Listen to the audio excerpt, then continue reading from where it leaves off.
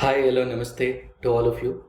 Hope all of you are doing good. Welcome back to part 3 of YS Baba's Prelims Simplified series, wherein I'll be discussing how to solve prelims using common sense. The essence of the series is to remove the fear of cracking prelims and at the same time instill confidence in you, right, to clear the cutoff. So, how will I be doing it? So, do you think I have a magical formula or some secret formula as such? A big no to this. What I'll be doing is I'll be giving you confidence to fight your fears with a simple technique which I call it as keen observation and common sense. There are so many tricks, cheat codes in the market, but what I strongly believe is the KCD approach, where K stands for knowledge, C for common sense, and T for elimination technique, which I've discussed in detail in my first session with examples. Hope all of you have watched that. That would give you more clarity, right? I am 100% sure that this approach will help you in clearing the cutoff, especially for those students who are hovering around the cutoff or who are missing out by 1 or 2 marks in the exam. And not only that, also students who are missing out by 10-15 marks from the cutoff. Of course, this should be backed up with revisions, at least 2 to 3 times of revision of your both static and dynamic part. They basically, when we talk about elimination here, one I would say it is knowledge based, and the other one is common sense based. And the third rule that can support you in eliminating is the extreme words used in the statements like only, always, never, drastic increase, etc. And possible words like could be, some, few, right? This will come to your rescue, but not at all times. Even that I've demonstrated in my first discussion. So even here, it might help you in 90% of the cases, but always give due importance to knowledge and common sense, which I keep stressing which I've stressed enough even in my first and the second video. As you have seen in my second discussion, I've used the same technique, that is common sense and keen observation, and I could solve easily 23 odd questions. So this should have given you a lot of confidence by now, right? I believe there's always a better way of doing things. By now, even you would have realized that there's a simpler and easier way to attempt prelims questions successfully by now. I know many of you would have realized this if you would have watched my previous 2 sessions or previous 2 videos on this series. Of course, nothing comes to your plate easily unless and until you have practiced it. Even this applies to even the greatest of the great people. If I have to take a game of cricket where all of us can easily relate to, even Sachin Tendulkar, Kohli or Dhoni for that matter, cannot be successful unless and until he or she practices it, right? I would like to repeat the word practice is the key here. So what I'll be doing today here is I'll be giving you 3 MCQs beforehand. Let me know, and these 3 questions are picked up from previous year question itself. Let me know what was your thought process on arriving at the answer. You can post your thought process and the answer in the YouTube comment section below. I'll personally reply to your comments.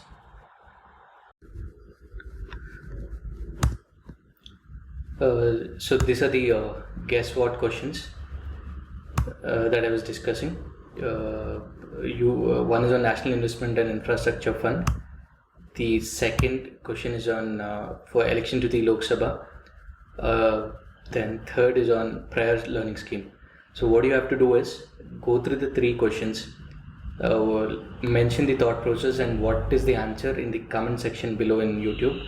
I'll personally guide you through. Fine, is that clear? Okay, let's move on to today's agenda. This 2018 prelims questions. So let's look at the first question. The first question talks about leaf modifications in desert area to inhibit water loss. So these are the keywords. What are the kind of leaf modifications in desert areas?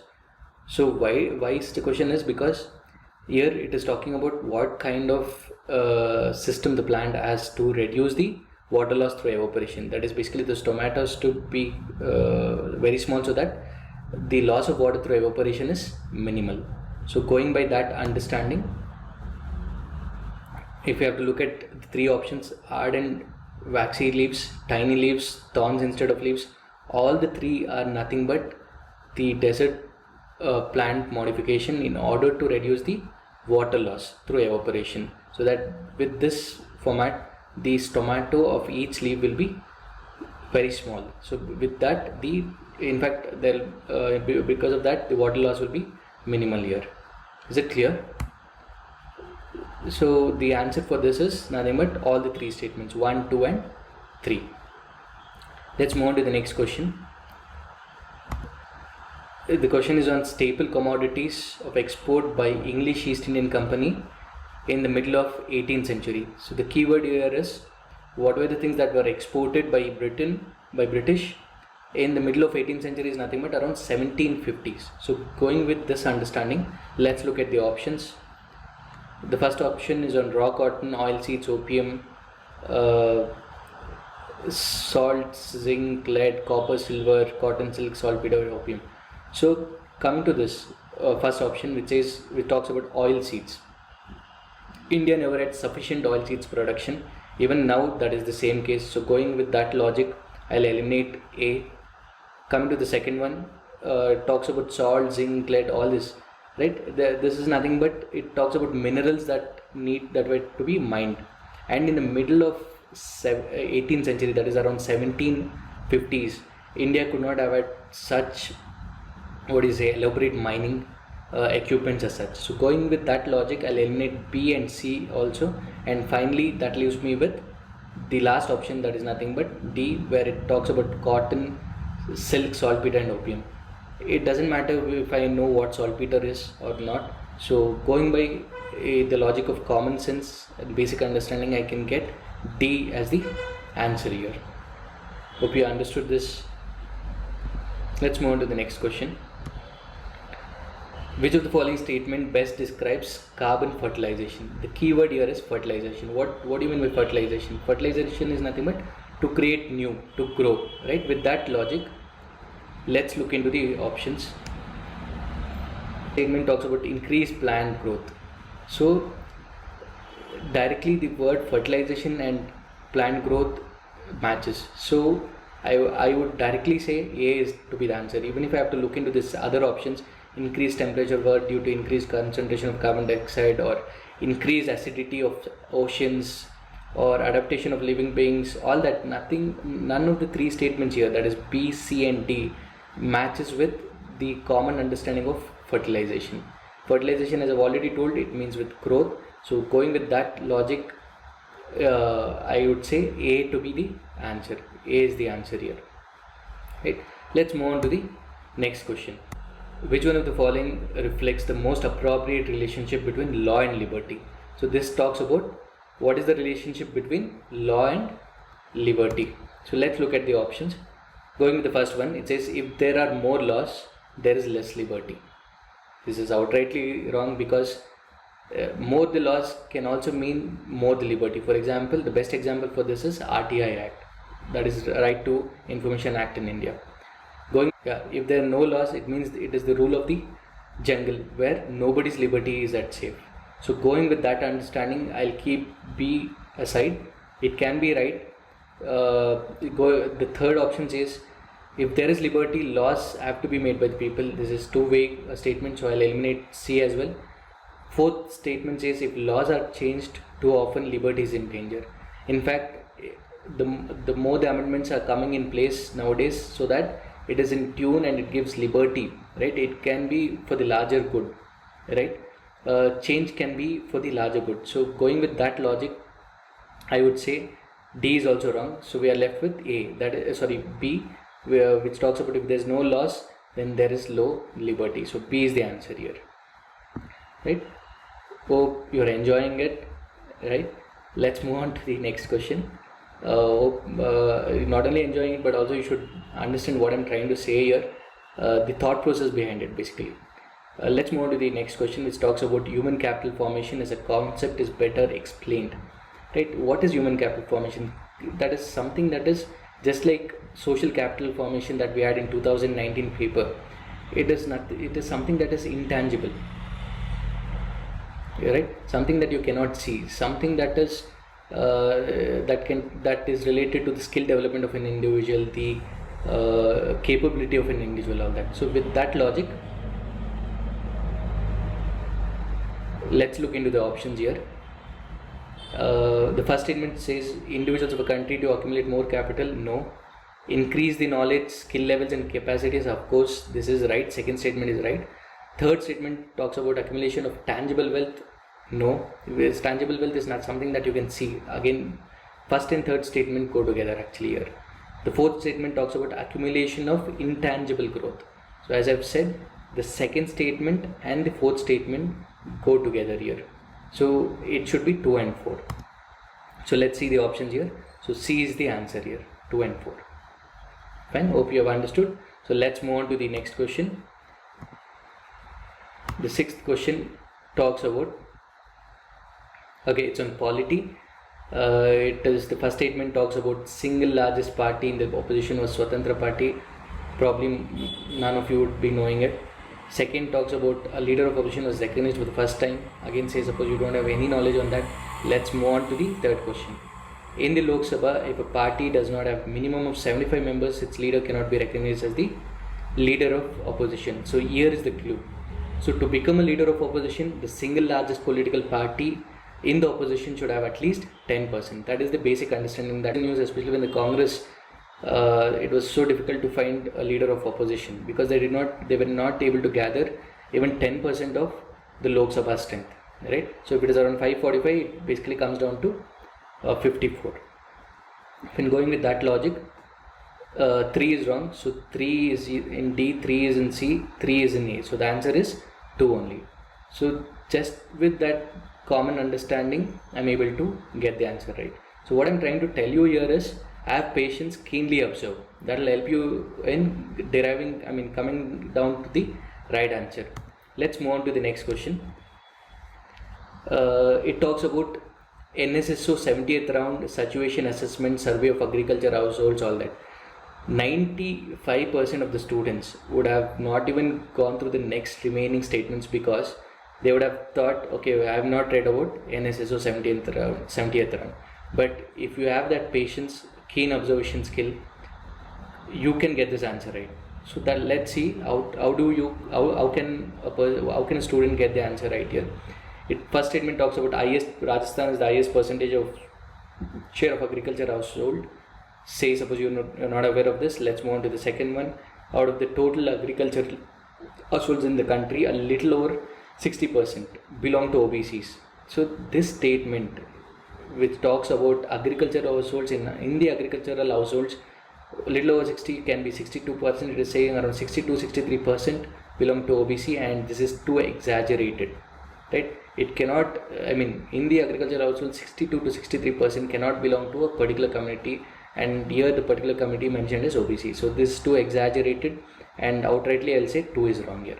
In Kerala, little over 60% of agricultural households reported to have received maximum income from sources other than agricultural activities. Let's say I'm not aware of this. So the only key to me here is the second statement. So let's look into the options. With second statement to be wrong, I would strike out A, I would strike out B, I would strike out D. So I'm left with 1 and 3. So the answer here is 1 and 3. Right? See what a keen observation can do.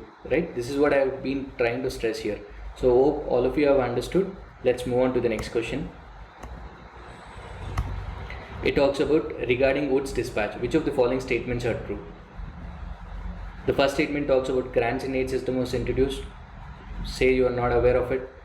You're not read Goods Dispatch Act, but you know it's something that is related to education. Then second statement talks about universities was recommended. Let's keep it aside. Third statement talks about English as a medium of instructions at all levels of education. This is an extreme statement, right? Was recommended. So most probably this is wrong because never they wanted in English to be a medium of instruction at all 3 levels.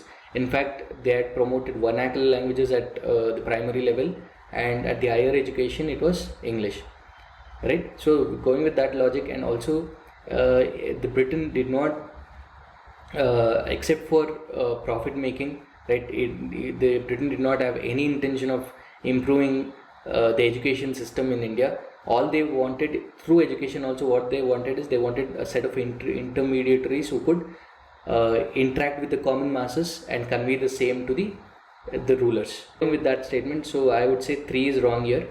So come, let's look into the options. So the first statement, okay, well, if I eliminate 3, 3, 3, so B, C and D is eliminated, so I'm left with A. So the answer to this is A, that is 1 and 2 only. Okay, let's move on to the next question. Economically, one of the results of British rule in India in the 19th century was, so 19th century, when I say 19th century, it is from 1800 to 1900. Increase in the export of Indian handicrafts, growth in the number of Indian owned industries. Outrightly I can mark both A and B wrong, because British did not have any intention to improve the Indian handicrafts nor the industries of India, I mean Indian industries, right? So that leaves me with C and D. And outrightly reading statement C, right, it comes to be true, because commercialization of Indian agriculture, this was what that was specifically introduced by British in India. They started with commercialization of Indian agriculture. So D is wrong. There's nothing to do with rapid increase in the urban population. Is too weak. So I'm left with C. So C is the answer here. Let's move on to the next question. This question talks about terms sometimes in news context. Belly 2 experiment. Okay, you need to match here. By here the CRISPR, that is Cas9, is related to genetic modifications. So going with that statement, I outrightly say third is wrong. So let's see the options here. If third is wrong, A is gone, C is gone and D is gone. So we are left with 2 only. Of course, this particular question does not fit in what we are discussing right now, because this is like knowledge based elimination. You are aware of it, you have read about it, so that is the reason you have eliminated and you have got it wrong. So this does not fit into the questions of what we are discussing right now, because we are focusing more on the common sense, right? So let's move on to the next question. With reference to agricultural soils, consider the following statement. First statement talks about high content of organic matter in soil drastically reduces its water holding capacity. Here you should have a basic understanding of what is organic matter. It not only provides nutrients to the soil but also acts as an habitat to many organisms living in the soil. And in fact, the organic matter binds the soil particles together. When it binds the soil particles together, then the water holding capacity of the soil increases. So going with that understanding, I will outrightly say the first statement is wrong. Soil does not have to play any role in the sulfur cycle. I am not aware of it. Irrigation over a period of time can contribute to the salinization of some agricultural lands. This can also be true. So going with this understanding, let's look at the options. I'm very confident that the first statement is wrong. So going with that logic, I'm eliminating A, I'm eliminating C, I'm eliminating D. So I'm left with only B, that is 3 only, that is B is the answer here, right? So let's move on to the next question. It says, in which of the following areas can GPS technology be used? Hope you have all used GPS technology. This is nothing but, so this is UPSC has a knack of asking technology that is used in day-to-day lives, right? So here GPS technology is something that you use in communication, navigation, basically it is used for location of ground based objects or equipments. It can be a mobile phone, it can be a tower, it can be any equipments for that matter, right? Going with that logic, let's look into the statements given. Mobile phone operations, of course, right? Banking operations, of course, right? When you want to transfer money also, sometimes it asks you for the location. You need to enable the GPS, only then the banking operations are done. Controlling the power grids, of course, even that, because there's so huge equipments, electrical equipments in power grids which are located at remote areas, and identifying that is done through that logic. I would say all the 3 statements are right. So here D is the answer, right? Let's move on to the next question. 13th question talks about, consider the following statements. Aadhaar card can be used as a proof of citizenship. Outrightly it is wrong, because it is just an identity, right? Identity of a person. So first statement is wrong. Once issued Aadhaar number cannot be deactivated or omitted by the issuing authority. Of course this is wrong, because say suppose there is a fraud, of course the authority will have all the powers to deactivate it, just like even credit card or the debit card for that matter. The same is with the Aadhaar card. Any number, any card that is issued, the issuing authority will always have a power, especially when it is misused, right? So going with that logic, 2 is wrong, 1 is also wrong. So the answer for this is D, neither 1 or 2. I hope you got it. Hope you have understood the logic here. Let's move on to the next question. The terms WannaCry, Pythia, Eternal Blue, sometimes in news, okay, is related to. Let's look into the options given. Exoplanets, cryptocurrency, cyber attacks, mini satellites. Only a cyber attack might make me wanna cry, right? So going with that logic, C is the answer. Let's move on to the next question. Which of the following is the possible consequences of heavy sand mining? So it talks about the consequences of mining at riverbeds. The first statement talks about decreased salinity in the river.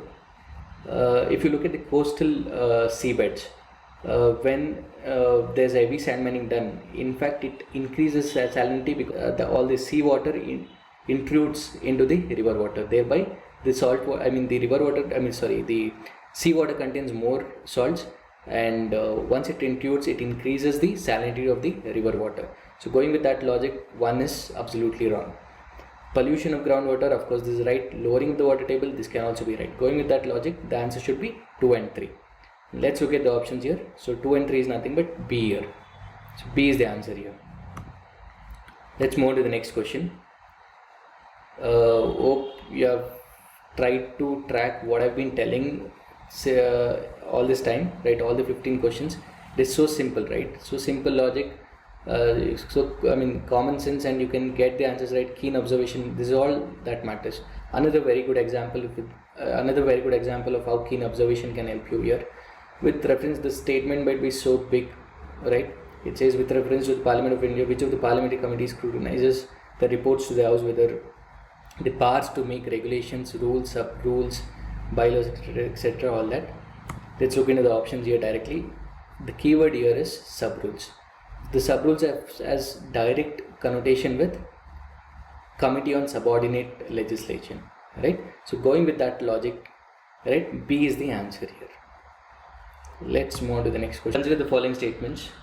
The first statement talks about capital adequacy ratio is the amount that banks have to maintain in the form of their own funds to offset any loss that banks incur in account holders fail to repay. Of course, going by the understanding of this word capital adequacy ratio, this itself tells you that the bank should have adequate amount during the time of emergency, and that is what the first statement says. And this talks about stability as well, right? Going with that understanding, CAR is decided by each individual bank. If that is the case, sector itself will become unstable, right? Because CAR is basically for maintaining stability. So statement cannot be true, because if that is the case, this will lead to more risks and this will lead to more arbitrariness. Right? Going with that logic, only 1 is right here. That is 1 only. Let's move on to the next question. The reference to digital banks, consider the following statements. The first statement says BHIM app allows the user to transfer money to anyone with UPI enabled banking account. Of course, this is true. As I said, UPIC, especially when it comes to technology, anything that we are using in our day-to-day life. For example, even in 2019 there was a question on wearable technologies. Similarly, here it is on BHIM app. So this is what we are using in our day-to-day life. Of course, if people who have used know that okay, anyone with a UPI enabled account can transfer here. So don't go by the logic of that third rule which I have mentioned earlier, that extreme words cannot be true always. So as I said, 90% of the chances it might be true, but having said that, always knowledge and common sense should be given first importance, right? First priority. So the first statement is right. The second statement says, while the chip PIN debit card has 4 factors of authentication and BHIM app has only 2 factors. As you all know, BHIM app has 3 factors of authentication. First, when you try to log in, that is mobile based ID. When you log in, you have an ID you need to give, that 4-digit PIN number wherein you need to log in. Next, the phone number, that is the second stage of authentication, which is linked to bank account. And finally the UPI ID, that is the third stage of authentication. So going with that, second statement is wrong. So the answer here is 1 only. Okay? Hope you have got it. Hope you have understood what I'm trying to say. Let's move to the next question. 19th question talks about which of the following are regarded as the main feature of rule of law. So hope most of you know what is rule of law. Going with that, obviously it will limit the powers of the government. So basically what it tries to say is the law is supreme than any organ of the government or the people also. So the limitation of power, it is nothing but limitation of power. So the first statement is right. Equality before law, this is also right. People's responsibility to the government, no way it is concerned with that. So 3 is wrong. For liberty and civil rights, of course upholding the liberty and civil rights, as I said, that is once again the limitations put by rule of law. So going with that logic, the first statement is right, second statement is right, and fourth statement is right. So let's look at the option here. So C is the answer here. 1, 2 and 4. Let's move on to the next question. In 1920, which of the following changed its name to Swarajya Sabha? So if you have a basic understanding what is Swarajya, Swarajya means my rule or own rule, right? So going with that logic, let's look into the options here. So my rule, right, or our rule is nothing but basically our rule is nothing but Om Rule League. So with that logic, A is the answer here. All India Home Rule League, right? Let's move on to the next question, the final question here, the last question here. Consider the following statements: birds, dust blowing, rain and wind blowing. Let us look at the options given. Which of the above spreads plant disease? See, anything that can move from one place to another can carry a disease. With that simple reasoning, I would say all of the above is right. Be it birds move from place to place, dust moving, dust blowing, right? That is the reason they have not mentioned just dust, but it has been mentioned dust blowing, even your wind blowing, right? Rain. All this is a causal agent which helps in spreading. In fact, if you relate to the present day, what's happening is the perfect example would be with coronavirus. Even humans are a carrier, right? So now I think you can relate to it easily. Humans are a carrier and humans are spreading. I mean, coronavirus is being spread through. So this is the end of the session. But before signing off, I want you guys to do 2 things which will help you immensely and give you a lot of clarity on this method. At the starting of the session, I had given you 3 MCQs in the present discussion itself. So do comment below on what was your thought process, or basically how did you arrive at the right answer. I'll personally help you out and guide you on that in the comment section below. And secondly, do let me know if you want me to solve 2017 prelims questions on the similar lines. If there's one thing that you need to do now is to focus, keenly observe the previous year questions, apply this method, and you'll easily get at least 12 to 15 questions. If you have closely followed my previous 2 discussions, I mean the last discussion and the present discussion, you can get at least 20 plus questions of this type. By now you would have realized the major role that this common sense plays in your success apart from knowledge. You cannot hit your target with the closed eyes. Everybody cannot be a Dhritarashtra. We're not as talented as him. So what I mean here is you cannot take a blind guess. If you want to get your answers right, keep your eyes open, focus, observe, and you will get your answers right. Some call it as intelligent guess, and I call it to be common sense. Being yourself is called extraordinary these days. Yes, and similarly, using common sense in UPSC is called extraordinary. Hope you got my point. Wish you good luck. Take care.